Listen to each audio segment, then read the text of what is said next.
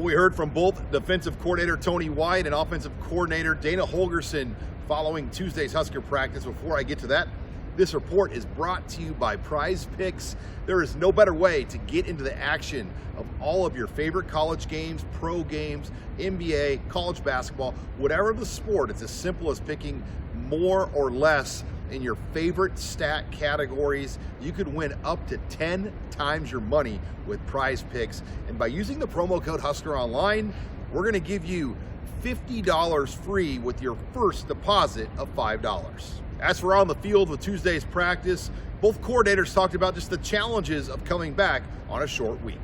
I mean, you got Ty, Nash, those old guys know that what this game means. So, you know, there's a sense of urgency to make sure we do things the right way. You know, it's a new feeling, right, because of what happened last week, the opportunities that have arisen. So it's just, again, part of the process, part of learning.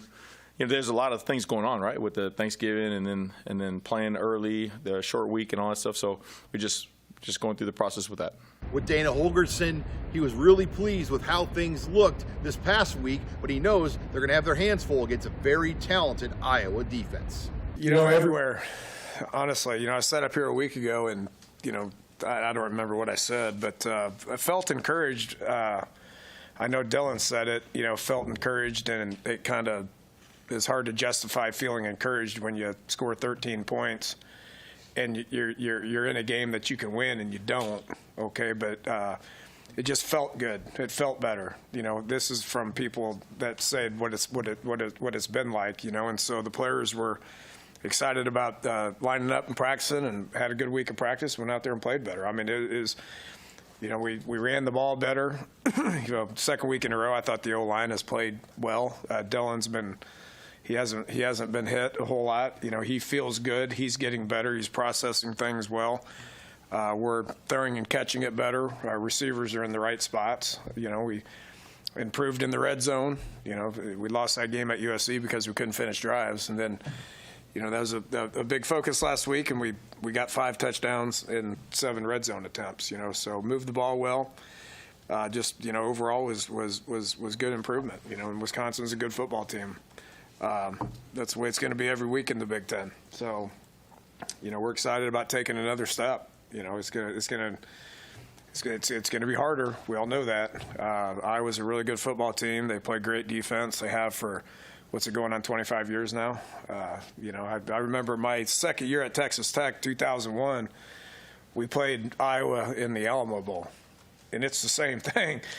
You know, 20-some years later, it's the same scheme, same coach, same everything. This is crazy, you know. So it's going to take another good effort and more improvement to be able to, you know, go to Iowa and play in that atmosphere against a good football team.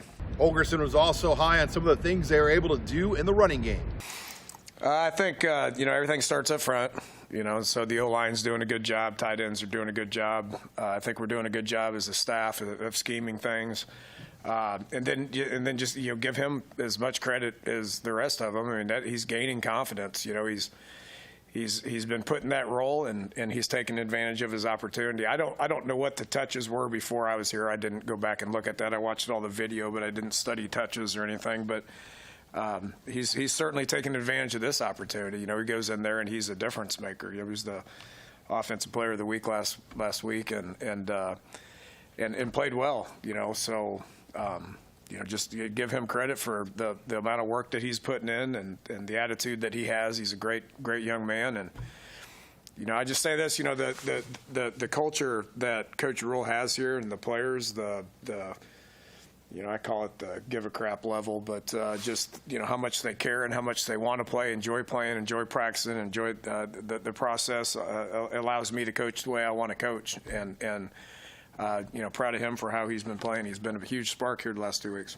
And meanwhile, back to Tony White. His biggest challenge this week will be slowing down Iowa's All-American level running back Caleb Johnson. When you go back and really watch the film, they are good at what they do. I mean, the offensive line is excellent at blocking and sifting through all that stuff, all the movements and the back. I mean, he's he's as elite as they come, in terms of breaking tackles, staying on his tracks, got great vision, and then, he can put a foot in the ground and plan any which way. So it's gonna be a great challenge, right? That's what the Big Ten's about. It's gonna be a great challenge, and we got to make sure that we tackle well, that we play with dominant contact, and get a lot of bodies around the ball.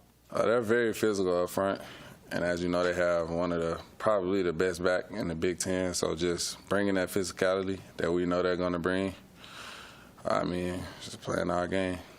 There are also plenty of unknowns right now about just the Iowa quarterback situation and walk-on Jackson Stratton, who appears to be their starter this week. His system, right? It's like with the last couple of weeks, we've been seeing quarterback changes and all this kind of stuff, who's playing, who's not.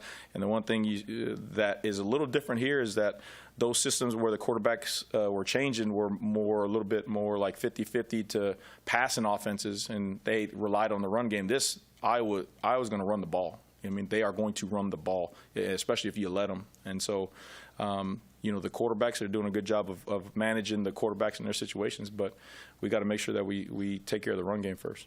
And for quarterback Dylan Raiola, he really liked how things clicked in Game 2 with Dana Holgorsen. It was really helpful. Just kind of building that relationship, kind of understanding what he wants to call, when he wants to call it, and just being around him. I think for everyone on the offense got more comfortable, and you could kind of see that as we kept progressing throughout the game. And now the challenge for Raiola is playing against one of the best defenses in the Big Ten on top of colder weather conditions.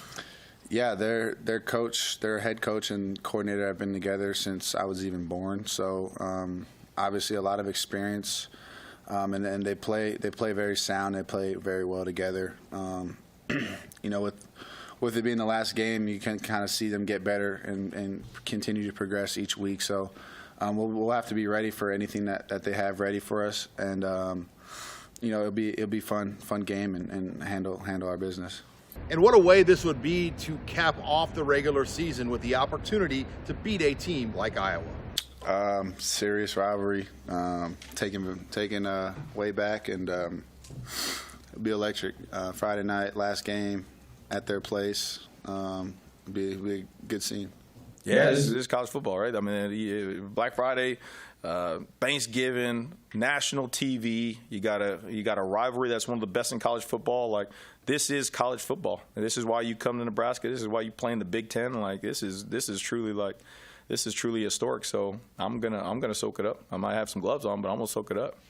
No disrespect. I grew up a Hawkeye fan, but that was 35 years ago, and a great deal of respect for Coach Ferentz. And, I obviously followed it just growing up. I followed it when Bob Stoops was interviewing for Iowa and took Oklahoma, and then, Coach Ferentz, took the job. We played him in 2001. And so, haven't competed against them or been around it for 22 years, so to speak. So, I know what they've done, what they've accomplished. I know Kinnick Stadium's a great place, and they have tremendous fan support, and they're right on top of you, and it's loud, and it's going to be wild.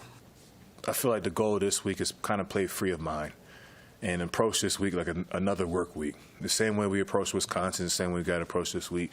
And honestly, like I felt amongst the team last week, it wasn't really just, we got to make bowl eligibility. It was like, we got to beat the man in front of us. So if we approach last week like we did this week, I feel like we would just be just fine. Reporting here with the Nebraska football team in Lincoln, I'm Sean Callahan of HuskerOnline.com.